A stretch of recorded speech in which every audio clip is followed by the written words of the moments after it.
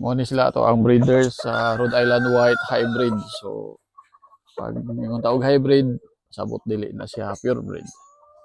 So 2 years ago guys start ta sa parent stock sa brown neck.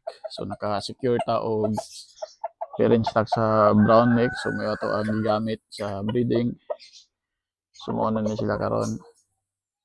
So ang mga piso ani gyapon ko mo recommend nga i-breeding kay magsuon man or related na sila full and half sibling.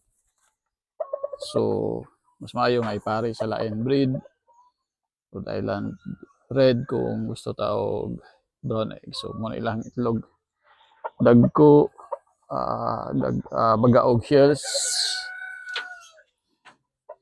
og